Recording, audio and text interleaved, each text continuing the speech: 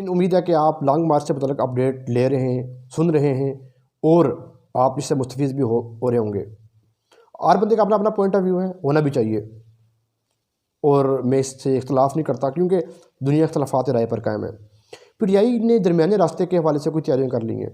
एक बहुत बड़ी ख़बर मैं दिन को सुन रहा था और देख रहा था, मैंने इस पर अपना एनालिसिस किया कि जो 13 रुकनी कमेटी बनाई गई है, जिसमें फिर पार्टी के लोग हैं, PMLN के लोग हैं, BAP के लोग हैं, MKMP और JUI के लोग हैं, और उसको हेड कर रहे हैं PMLN वाले जो इस टाइम वफाकी हुकूमत में बैठे हुए हैं।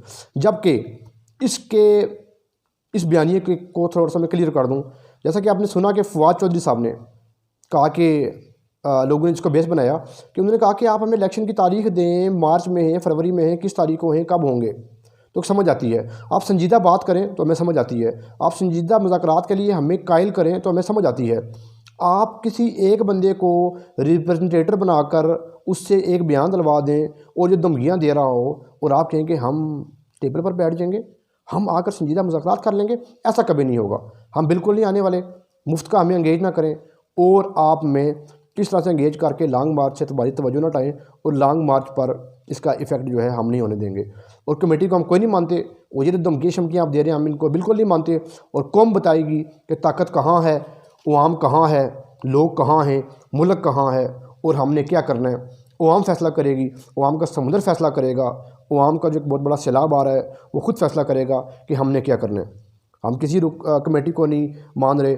फिर वो उसमें मरीम औरंगज़ेब का बयानिया भी आपने सुना होगा, फिर आपने शहबाज शरीफ साहब का भी सुना होगा, फिर आपने उसके बाद बयानिया सुना होगा जो फैसल अपना अमीन गन्नापुर साहब ने जो कहा कि हम किस तरीके से आना चाह रहे हैं, और हम असले की आप बात कर रहे हैं, और आपकी वीडियो जो लीक हुई और मुसल्लह तरीके से कुछ दस्ते जा रहे हैं और वो सपोर्ट करेंगे। उन्होंने कहा कि क्या आप चाहते हैं कि हम इस्लामाबाद में दाखिल हों और आप लॉन्ग मार्च को नाकाम बनाने के लिए डंडा या कोई आप में आंसू गैस या आप कंटेनर या बैरियर्स रख के आप हमारे रास्ते बंद करें, तो आप क्या समझते हैं कि हम आपके सामने हार लेकर खड़े होंगे, हम आपको हार पहनाएंगे, हम आपके सामने खामोशी से खड़े हो जाएंगे?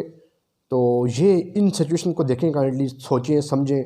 और ये दरमियाना रास्ते की जो बात थी कि पीटीआई दरमियाने रास्ते पर आ गई और पीटीआई जो है वो रास्ते से मुअख्खर कर देगी लॉन्ग मार्च को, खान साहब एक नया ऐलान कर देंगे, और वो रात को दाता दरबार पर रुके और उन्होंने ये बयानिया दिया।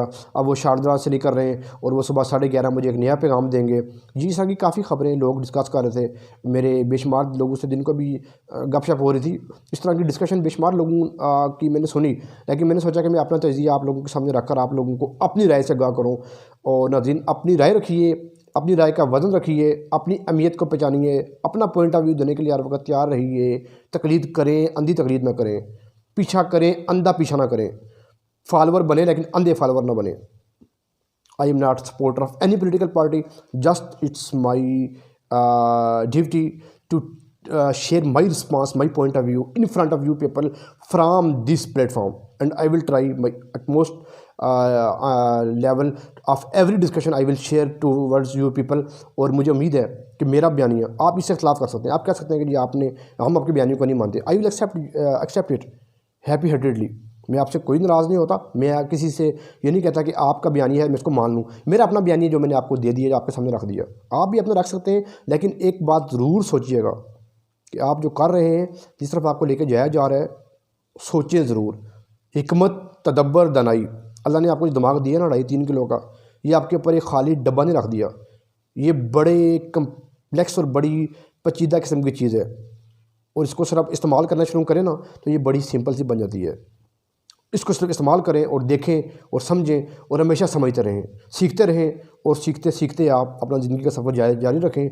और मैं भी हमेशा यही कहता हूँ कि मैं एक पॉलिटिकल साइंस, मैं एक इंटरनेशनल रिलेशन, मैं एक जर्नलिज़म, और मैं एक इमरानियात का छोटा सा स्टूडेंट हूँ, और मैं खुद सीखता हूँ और सीख कर अपना एनालिसिस डेवलप करता हूँ और उसको मैं शेयर करने की भरपूर कोशिश करता हूँ। मुलाकात करते हैं नाज़रीन, अपना ख्याल रखिएगा। नेक्स्ट वीडियो सेशन तक अल्लाह हाफ़िज़।